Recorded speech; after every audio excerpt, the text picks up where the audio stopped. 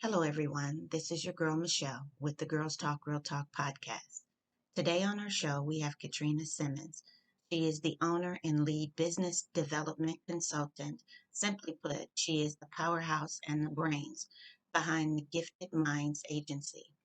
Tune in as she discusses her life, business, family, self care, legacy plans, and the challenges she has faced and overcame as a successful business owner.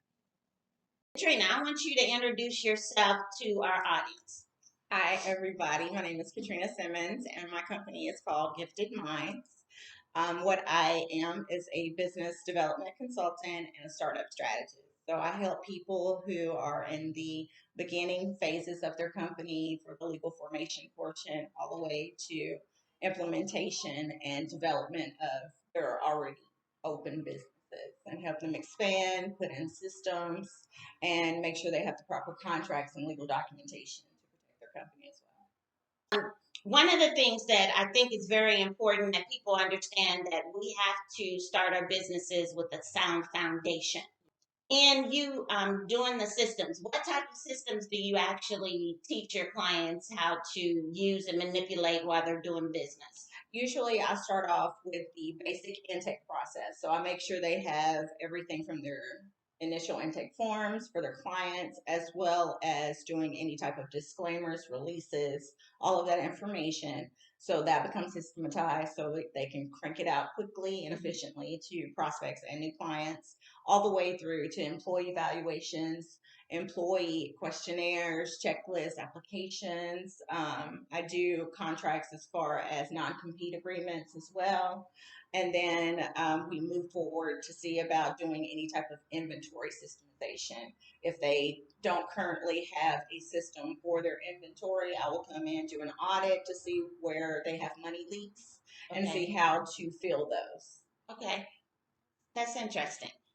In some of the things that you are doing in your particular business, what are some of the challenges that you face when you're working with clients, whether it's a client that has a new startup or one that's already been in existing business? Oh, I think the biggest one usually is people don't know what they need. They never know exactly what it is they need. They need me to tell them what they need. So that's the biggest one. A lot of people are confused. And some people have been in business for many years, but they have become kind of stagnant in their growth because they don't know exactly where to go, what to do, or even how to do it. A lot of people have great ideas, but they also don't know what to do with those ideas. They don't know how to implement a business or even get it registered with Secretary of State. So I take that time to really hone in on what their passion and purpose is, because that's what Gifted Minds is about, helping you figure out what your purpose is and developing it into a profit. So we hone in on why you're doing this in the first place. What is it you're doing? Let's get to the name of the business, Gifted Minds. Where did that come from? That caught me. I was very, very intrigued by the name. Where did you come up with that name at? Craziest thing is the whole concept of Gifted Minds, I have to say, came from God. It all came from God because I had no business background when I started this company. And it was literally at one of the darkest times in life that God heard this within me, sitting at my kitchen table. It was like a bell went off and told me, this is what you need to be doing. And I was driving, I was doing taxes at that time. And I remember I was driving early one morning to go to the place to do taxes. And it was like, bling, your company's going to be called Gifted Minds. And this is what you're going to do. This is what you're going to be serving. And this is how you're going to be helping. I literally had to speak it into my phone because my saying was always great minds think alike. Mm-hmm. But God took that and turned it into Gifted Minds. And he wanted me to be able to speak life into the world.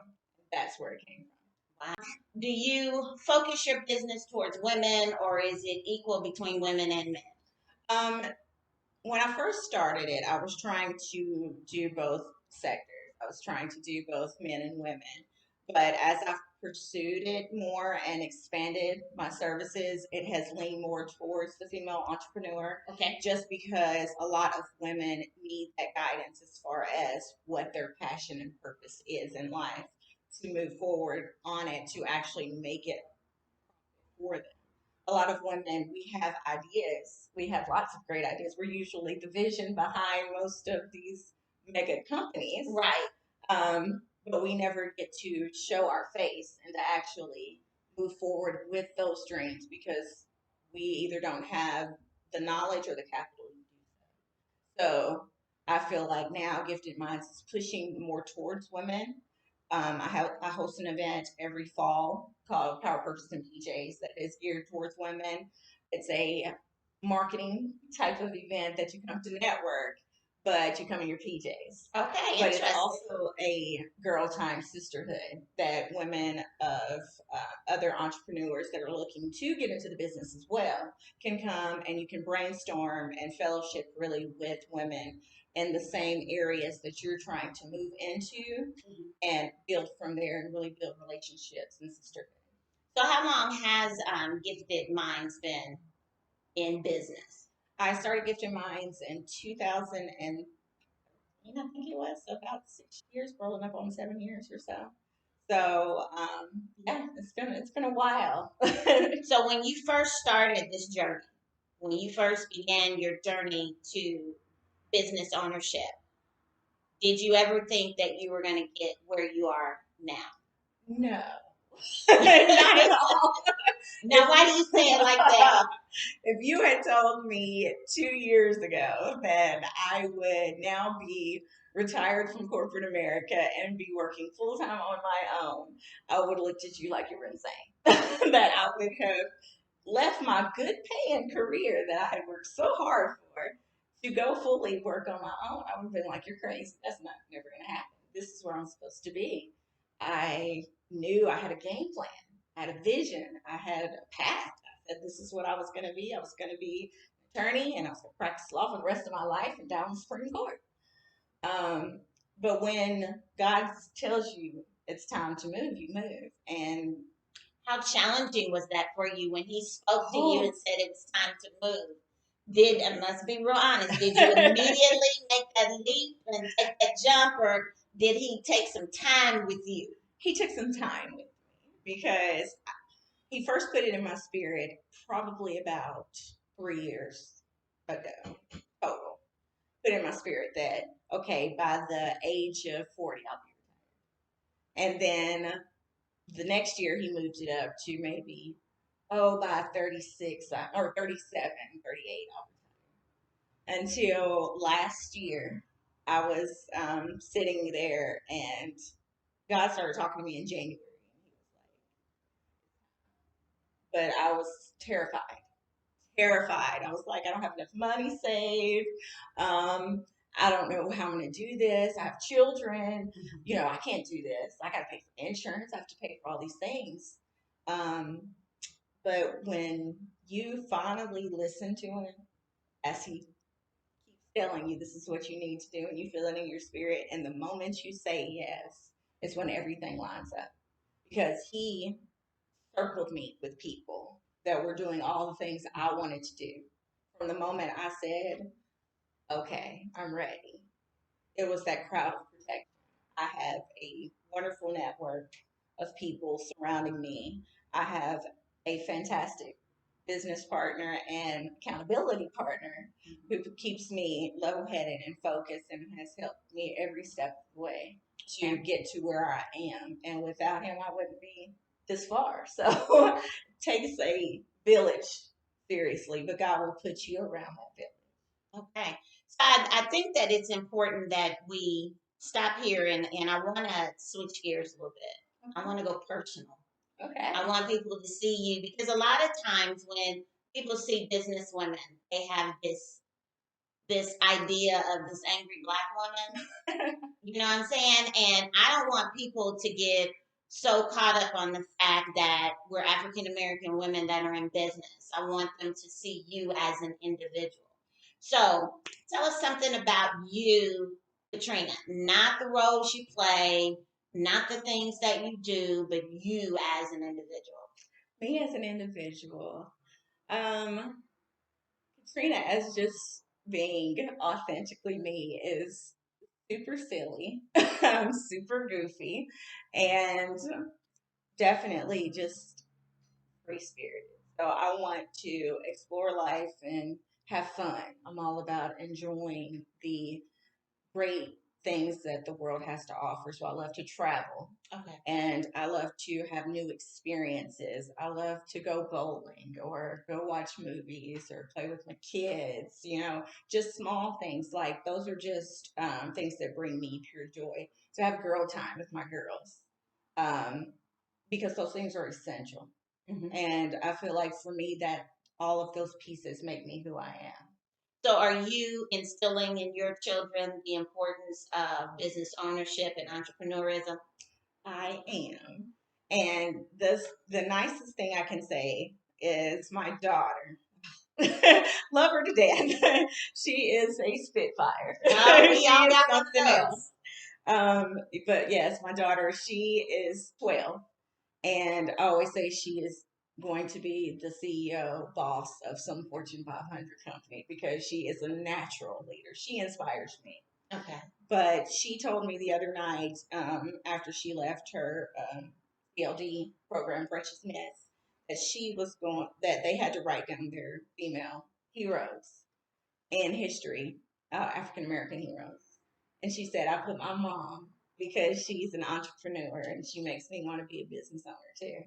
So I was like, oh, I guess I'm doing something right. What do you consider a self-care moment for you? Definitely going to get my massage once a month. That is top priority. That is my self-care. I make sure I go get my massage once a month. That is my zen to make sure that I'm taking care of me. And meditation. Mm-hmm. I try my best to stay on top of meditating and to aligning myself and make sure I'm listening to my higher self. Listening to that vibration that those are the things I try to make sure I take the time for. It can't always be all this. You're right, it can't. So what made you realize that meditation was essential in your life? I actually didn't even know anything about meditation until I learned it. I guess it was 2 years ago, and I was taken to a group by my partner, and it was amazing. It was exactly what I needed. And once I started going to this group and meditating regularly myself, I was able to free myself of a lot of the heaviness and burdens that I didn't even realize I was carrying in day-to-day life. And after doing that, I could sleep better. I could think clearer, work more efficiently, and really focus on my goals and my dreams and what I was trying to accomplish.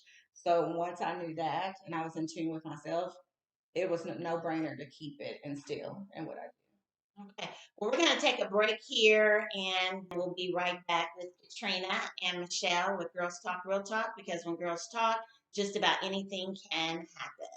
Hey everyone, my name is Chanel Jones and I'm the owner of Savvy Business Group and Savvy Taxes. So, the business tip slash tax tip for today, I'll be talking about how your taxes and your business, your side business works together, right? The three things I'll be talking about are deductions, your AGI, and your refund, and how your side business can affect all three. So the first thing is just starting off with an example. If you made $100,000 and you had $30,000 in your business deductions, it's automatically going to affect your AGI if you take those deductions, because it's going to make it look like you went from $100,000 to $70,000. So the first thing is using side business deductions, which is a great thing to do.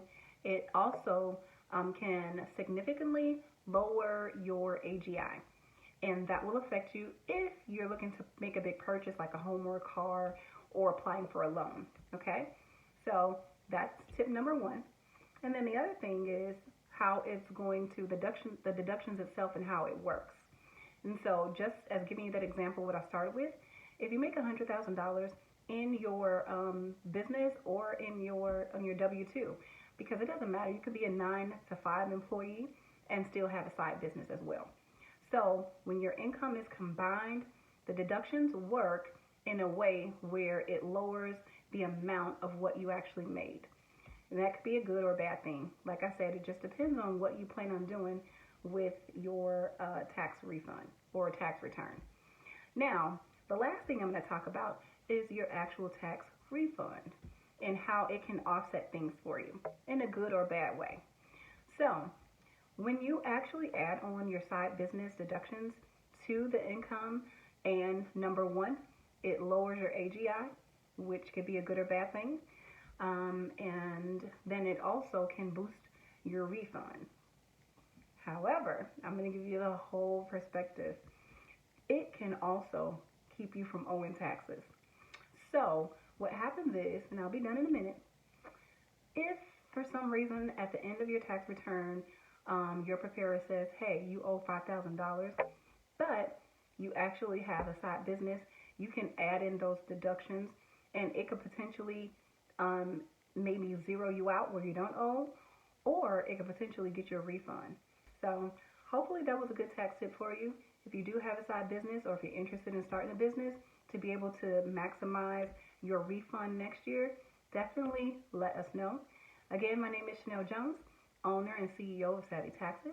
You can definitely reach me at 630-201-7441, or you can catch me on Facebook or any other social media. Just look up Savvy Taxes 1. Thank you. This is your girl Michelle back from our commercial with Savvy Taxes. Thanks, Chanel, for those tax tips. So, how did you really get to a place to where you knew who you were and you knew what you wanted? It took a long while to get there. A long while, like literally. Probably I just found out who I was 8 months ago, really. If I want to be real honest, maybe about 8 months ago.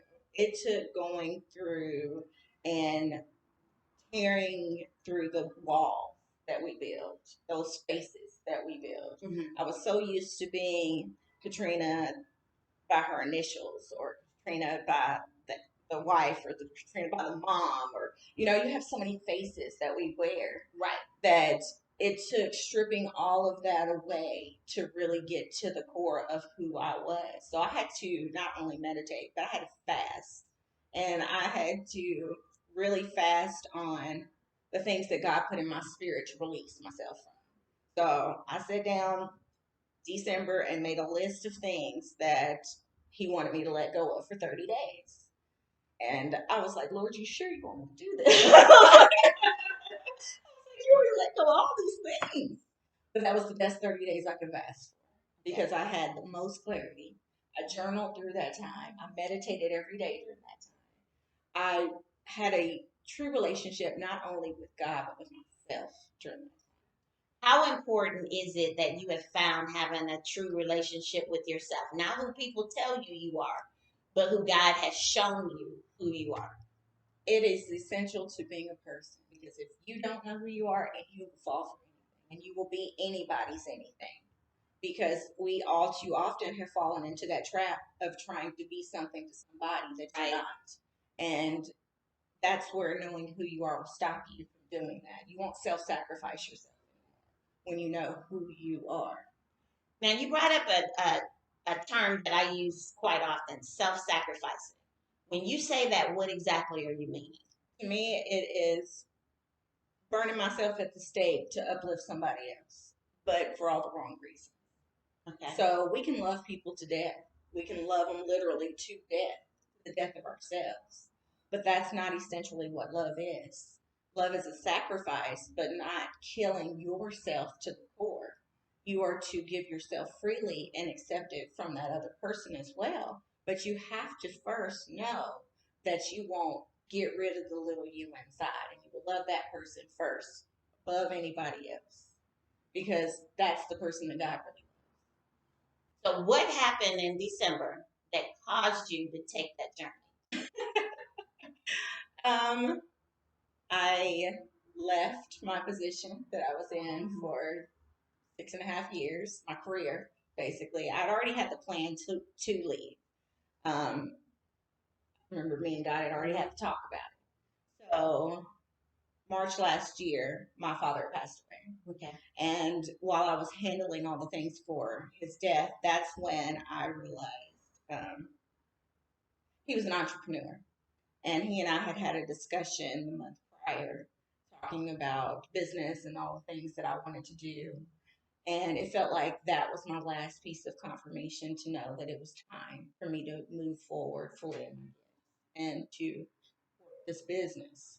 So after that, I came back to the office. I put on my calendar what date I was going to leave. And I looked at that date every day until December came. I put in my notice. And the day I put in my notice, the company that I worked for 6.5 years said, you can leave right now. Kick me out the door. Wow. not another blink of an eye. Like I had never done anything there. Kicked me right out the door. And that hurt because I tried to do things the right way, but still was done in that manner. But it took going through that along with the transition of knowing, okay, I'm about to enter into this next phase of life. Also letting a lot of things go. Releasing a lot of things that from the past that I shouldn't have had in the first place. Being very, very honest with the people that I love about where I was. That I was like, oh, right, to get some clarity, to get back centered. And once I did that, I was able to really move forward in my strength, really have my strength that I thought I had before, but I really didn't because I still had so many things clouding my judgments and clouding my thoughts and still trying to be things to people that I didn't need to be, to release all of that and be able to start literally a new decade, a new life, brand new in 2020. So you had said that you turned in your notice and they said, okay, bye-bye, see you later. Hit the door, Jack. So me out. do you think that was God ordained? Do you think somewhere in the back of your mind you was trying to leave the door open in case you needed to come back? Certainly, 100%. He was not going to let me. He wanted me to see that this is not where I was supposed to be. So 100% I knew that was him because he lined everything up after that. He was like, if you were worried about this money, don't worry about it. I got you. If you were worried about, making sure this stuff was together, don't worry about it. I got you. And it was never a time. At first I was a little panicked, but then after I really got calm and thought about it, I was like, that was all God. Just like, it was your time. It was your time to go. I have done nothing but elevate since then. And so who am I to question?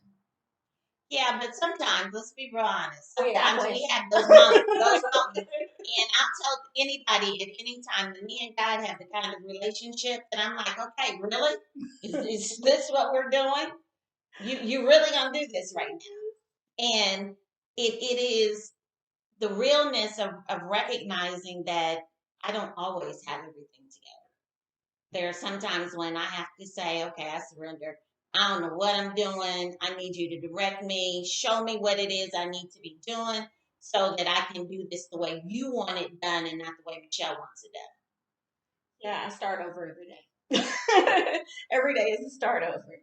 Like literally, being a full-time entrepreneur has really tried all of my analytical skills that I'm so used to having things neat and organized and putting it all together before I move forward, and then this will do this, but I can't operate like that. and it gives me anxiety at times. I'm like, okay, I don't know what to do. I have no idea what to do. I thought all this was going to work. It's not. So I need to know what am I supposed to be doing. But the greatest part about it is I have a great support system. So that's the only reason why I'm be like, I need some help. And I oftentimes get in my own way. A lot of times get in my own way. I get a bit stubborn. So I have to make sure that I have that extra push to get out of my own stubbornness so I can elevate to the next level. Now, I've heard you talk about your community, the network that you have surrounding you.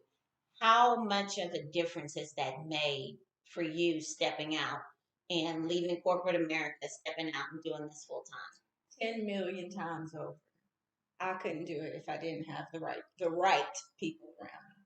There is no way I could have done this at all because that was another thing I had to do before we even got to the point of me retiring, was to make the determination of who was coming with me and who did I have to leave behind.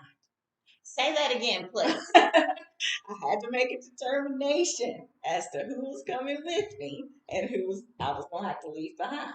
And let me tell you, my circle's real small these days. Real small these days, because I was always a woman that had tons of friends, and but I also figured out I was the center of those friends. I was the leader, and you were constantly giving, and they were constantly taking.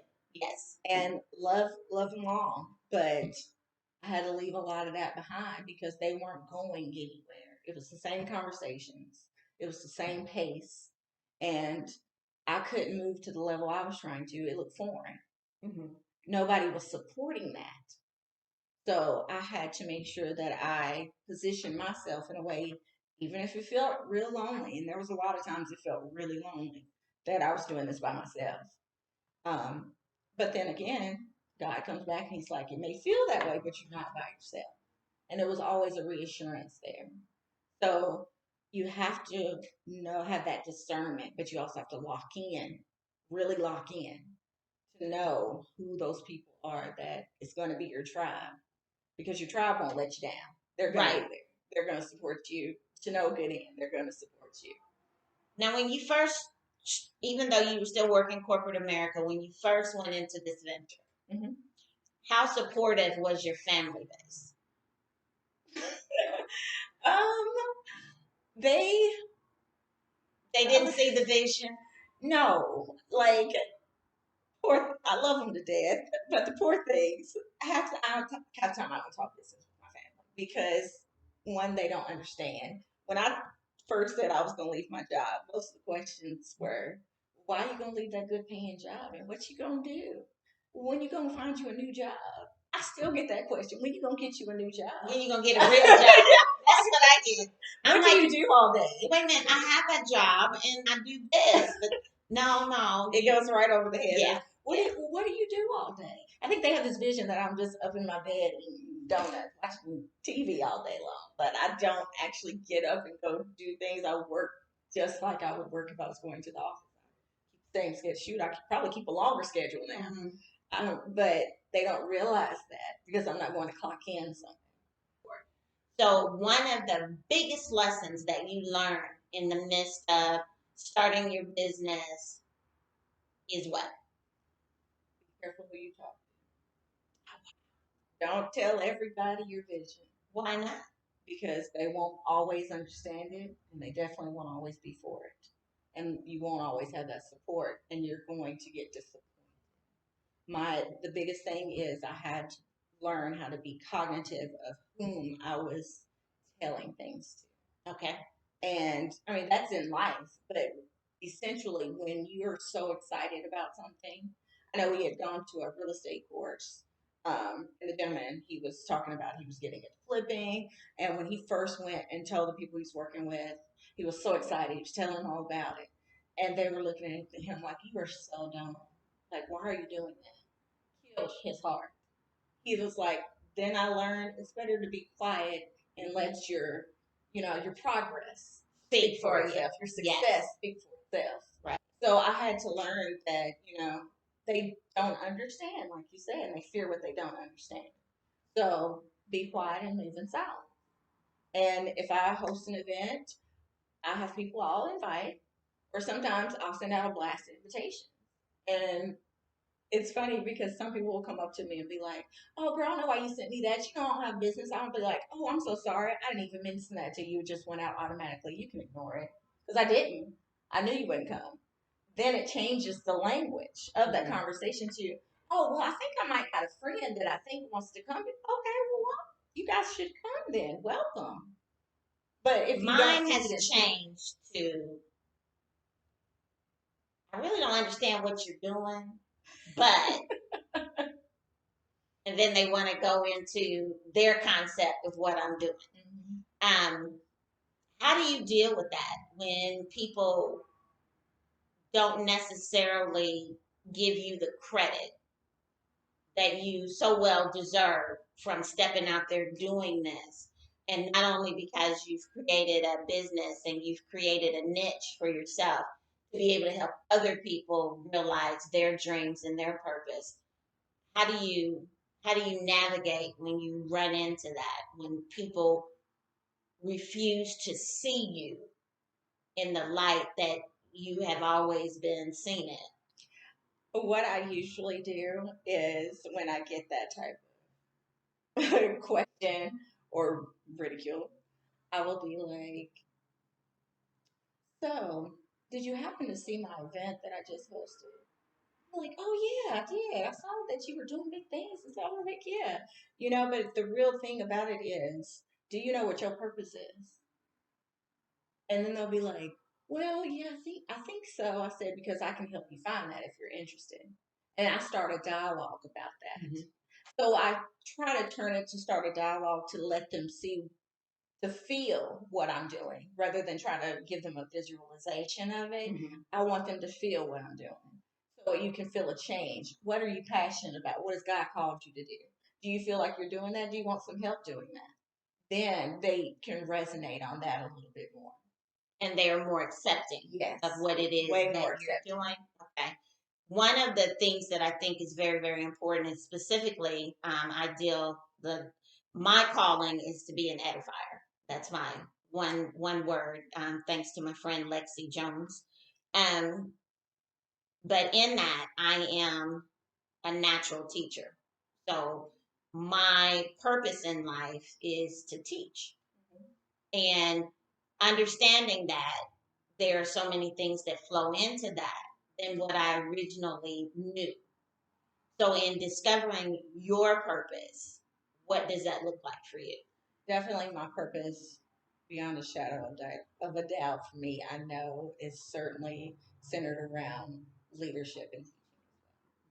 Because, and the crazy thing is, I never thought I was a teacher. I thought I sucked at it. I was like, I don't think I can teach. I don't think I can train. I think I suck at this. Mm-hmm. But the more that I realized it, that's something I've done since I was a kid. I was always the leader that took the active role in a group to make sure everything was organized, to make sure that I articulated what we were trying to explain, to make sure that I taught it to other people. I was always the person that picked up on anything the quickest and could go train somebody else to do it. Okay. And I was so self-taught that I could teach myself so many things to teach other people. Hence how I got this business.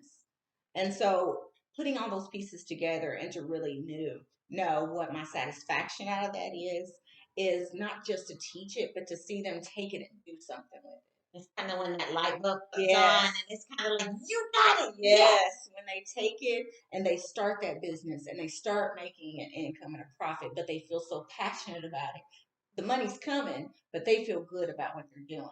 That's the real purpose, to see the end result of it, to see that satisfaction of, oh my gosh, I did this.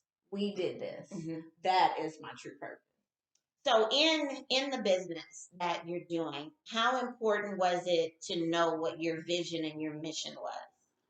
Oh, that's essential. You got to do that before you do anything. Before you register a name, you need to know why you're doing it, what the vision is, what do you see moving forward, what do you want to come out of this, and who do you want to impact while you're doing this. Those are the questions that must be answered before you even put it pen to paper. You've got to answer those, know beyond a shadow of doubt, and then you move forward. Now, it'll expand, of course, it will always expand, but to the core, it will always be that one piece that you knew is what really caused you to move forward on this business. I think for a lot of the individuals that I've talked to, and the women business owners that have come on the show already, one of the common themes that has gone across all of the interviews is that this wasn't even anything that I had even saw coming. I agree. This definitely isn't anything I ever saw coming. Like I said, my vision was to be on the Supreme Court and retire. That's what I was going to do. I was going to be the first African American woman on the Supreme Court. That was my whole thing. I was going to be Johnny Cochran, the next Johnny Cochran. That was my idol. all of that. I wanted to be a criminal defense attorney, but I wanted to represent NFL players and be a sports agent. And then when my career changed and I managed a law firm for a criminal defense attorney doing criminal work, and I was the head paralegal on my NFL concussion cases representing professional athletes. And I had to sit back. I remember I was at a red light and all was dinged to me that I was like, I gave you exactly what you wanted. It was just in a different way. And that's when I knew my time was up. It was time for the next phase of life because I had accomplished every goal that I thought I wanted to accomplish was already before me. I was at the boardroom table leading the meetings and the cases and managing them. I literally was counsel on these cases. And to do all of that and didn't have to go through all the trouble that comes with actually having to go to law school to finish it all was kind of a blessing. So God gave me everything I wanted. So when He told me it was time to move and it's time to really service in my purpose for this sector of life, comes Gifted Mind. Okay. So how did what you used to do mirror what God has called you to do? How did those two relationships join together to create Gifted Mind? He actually, it was funny because when I first started Gifted Minds, it was supposed to be deemed for nonprofit, not religious based nonprofit. I wanted to help churches grow their marketing and expand fundraising, donations, 501c3, stuff like that. And I got that from serving in my church as everything from the secretary to the business director to the marketing director. Expanding in those roles and teaching myself so much and learning so much that it crafted into Gifted Minds. Well, then I started getting so many people from the other world, the secular world, that wanted help starting businesses that it just expanded from there. So last year, I was like, okay, I got to sit down and reformulate what I was doing with Gifted because I had all this nonprofit stuff, but I wasn't geared towards utilizing that. And I wasn't utilizing my background or my education. So I sat down with my business plan for the second time and I went through and marked off what I didn't want to do and added in all the things from my resume, from my background that I could do and I wanted to do now to expand Gifted Minds into what it is at the moment. And that's where I changed my title to business consultant and startup strategist because that's really what I'm doing now. I'm really helping people from the formation phase all the way to the implementation. Have you been looking for a podcast that you can listen to weekly? Have you been looking for a podcast that both informs, enlightens, and educates its audience? Well, look no further. Listen in to the Girls Talk Real Talk podcast on Thursdays at 6 p.m. on all authorized podcast platforms, as well as our Girls Talk YouTube channel. So, what is the purpose of the Girls Talk Real Talk podcast? The Girls Talk Real Talk podcast is a platform in which we use to have those necessary and informed conversations that have the ability to positively affect its listening audience's decision making processes. It's also a space where voices are heard and people are encouraged. So listen in weekly to the Girls Talk Real Talk podcast on Thursdays at 6 o'clock p.m. with your host, Michelle P. Jones. We look forward to getting to know you and for you to get to know us. Also, be sure to subscribe to the Girls Talk YouTube channel. Again, that's Girls with a Z Talk YouTube channel with our logo, a women's stiletto with the heel in the shape of a microphone. Hope to see you as a subscriber on our YouTube channel real soon. How do you reinflate their ego, get them back on track, Right. and get them going in the right direction? Well, the very first thing I do is a assessment of where we are right now. So we do a 1 hour assessment when we first sit down. I really look at their business plan if they have one. And we talk about the divisions of exactly what they're trying to do. If they've already registered, if they haven't registered, or if they've wasted money, because I've run into the same thing. I think this gentleman paid like $1,500. Oh, And I was like, oh my gosh, no. But so we talk about how to take your time and do your research. A lot of people want to just jump in and skip the research phase. They just want to go buy this and pay for this and do this and do this and do. No, no, no. Stop. You got to stop. You have to sit down and do your research. You got to know who your target market is. Know how much your licenses cost. Know how much the registrations cost. Even if you don't want to do it personally or don't feel comfortable doing it, at least you know how much it costs. right. So you know what you're spending money on. Exactly. And if you hire someone, get a breakdown of what you're paying for before you pay for it. My clients see a contract they sign prior to even putting any retainers down with me. We have a contract. It lets you know exactly the scope of work that I'm conducting for you, the number of hours that are going to be put into this, and the deadline I'll have it done by. I break it all down. If whomever you're working with doesn't break it down and there is no contract, you don't need to move forward. You need to make sure that you have that type of agreement in place. Okay. And then once you move forward from there, then you have a clear game plan. And you can't be conned into something because you have a little bit of knowledge. And what you don't know, you ask. There are thousands of people online that you can ask. Put it on your Facebook page. Say, hey, anybody know anybody? Exactly. How 900 people are going to reply. Exactly. Somebody knows somebody. Right. So just use the pieces that you have in front of you, the free pieces. Start off free first. Know what's out there. And then move to the paid. Because a lot of people, when they first get started, they don't know what to do. And I always tell them, start with research. It's as easy as that, to start with the research. You have a single mom that comes to you and she says, well, right now, all I'm getting is unemployment. I'm getting food stamps. This is what I want to do, but I don't know where else to do. I've looked at this. I've looked at all of the background that I could find. This is what I have. And I'm terrified because I don't have a backup plan. Mm-hmm. What do you say to her? That's when I say, and I love this, what's your side hustle? Because we all have hustles. And a lot of people don't realize how profitable those hustles can be. Right. I know people that are like, she may be able to braid some hair. So we want to braid some hair in the neighborhood. You got a couple of kids, maybe you want to do some babysitting. Like, think about where can I make some money during this time? Like, we are in this pandemic. There's so many places that restaurants now that have to close or they can only do to go. You can start your own delivery service.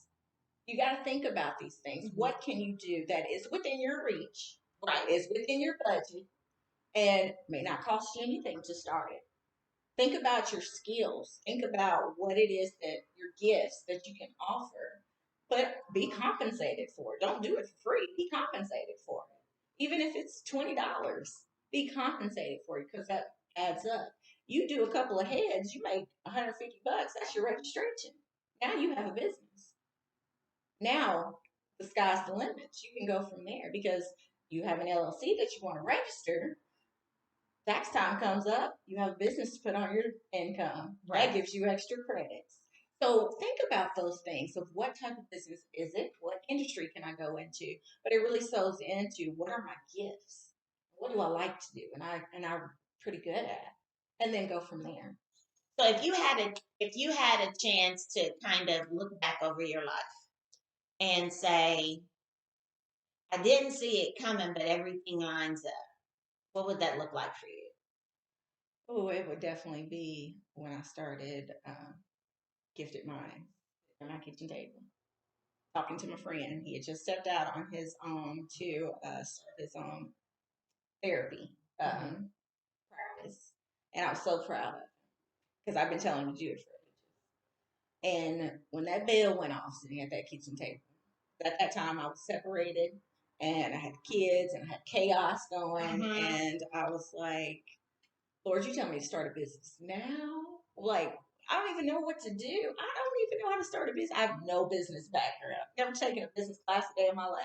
I'm like, so what am I doing with this? But all I heard is trust me and I got you. And from that moment all the way till now, I look back on all the pieces, all the research and time that I took, because it took me 2 years to write a business plan. It took me forever because I would take piece by piece by piece. And during this time, I'm still building my career, still a mom, I'm still doing everything else. There's other chaos going on, but it all lined up to prepare me for as to where I am, to get my strength and my courage to even be able to do it in the first place, and to be able to take that step out on faith because I know if I could go through all that to get here, nothing's impossible. That's right. That's right. So I'm going to switch gears here a little bit. Working in corporate America, where I work at now in corporate America, the challenges sometimes that you face in the boardroom when you're conducting meetings and facilitating workshops. What did that look like for you? Well, I was the only Black legal staff at the firm that I was at. But yeah, there was no other legal support staff but me. And I did a lot. I was utilized. Now, mind you, I had the highest education in that office at that time. I had my master's. But I was also deemed the person that had to be the receptionist at the front desk. Nobody else wanted to do that, but I did it for years. I was also deemed the person that was the helper. So whenever somebody needed help with any software or program, because I pick up on everything, I was the person that it went to. Or when we got new software, I had to train the entire staff on it because I was the most competent person that could. And then, so you go through all of that and build up your career, and you get to the place where you're like, I'm good. This is great. But it takes sometimes a friend to tell you, so are you happy working there for them people? Is that what you really want to do? Do you really want to work there? You want to get up while they out on vacation and make sure that you sitting in your seat, make sure you're making their money, and make sure they can tell you what to do. You want to do that every day, don't you? If that doesn't give you enough fire to say, all right, I'm about to leave this job. I'm ready to go work for myself. I'm more than competent enough to do it. I don't know what will. But that was what I needed. I needed that kick in the seat to get out of my comfort zone. Because I was getting comfortable where I was like sedatical because I'm getting a paycheck, Living pretty I'm living good. pretty good. And I'm like, no, I'm worth more than this, worth way more than this. And it's time to claim my worth. I was already to that place of where I was stronger in who I was and confident. I knew that I was leaving. I knew I was leaving. I knew I was about to do this and go on this journey. I had no real strong fears about it because, of course, I'm scared. But it wasn't that place where I was hesitant. I knew this is what I was doing. So nothing was going to stop me from doing this because I knew once I told God yes, it was going to happen. As we prepare to close the show, listen in to the last words that Katrina wants to share with our listening audience. You have to be able to be led and to be taught in order to make it in this type of business. You need a coach. You need a coach. Whether it's an accountability partner, well, you need that too. But you need to have somebody that can teach you, guide you, and that person you call on in the midnight hour or call first thing in the morning when things have gone in chaos and you have an event that evening. You've got to have that stability, that strong person to be able to help you because you cannot do this by yourself. You cannot do this by yourself. Whether it's a group of people, whether it's one person, or whether it's 10, you need somebody to rely on. Let's talk legacy. So, what is your legacy plan? I definitely want to leave a legacy behind of an empire. I want to build gifted minds into so many different avenues and umbrellas that my children can come up under and take over. I want to do everything from real estate investing to writing. There's multiple books to be birthed out of me. to continue to help people build their businesses, to publishing. There's so many media outlets and marketing that I want to put under this umbrella of Gifted Minds, to where it goes down in history of this chick did her thing, and she took this one little piece and expanded it to touch so many lives, to help all these people do all of these businesses, to come and be able to say she went through all of these things, but she was still able to make it and do this too. That if I'm going through this, then I can make this too. I want to be that inspiration to other people, to let them know that nothing ever will stop you. You will stop you. Right. So you got to make sure. I want to leave a legacy to know that I didn't let me stop me. Very good, very good. So if you had one thing that you needed to say, you said your daughter is 12, right? Yes. If there was one thing that you needed to say to your 12-year-old daughter in regards to life, business, and spirituality, what would that be? Know who you are and never let anybody change you. Know who you are and never let anybody tell you anything different. Don't let nobody change your mind about it. Stay focused on who you are. And as long as that lines up with what you and God talk about, you can take over the world. Thank you for listening in on another episode of Girls Talk, Real Talk.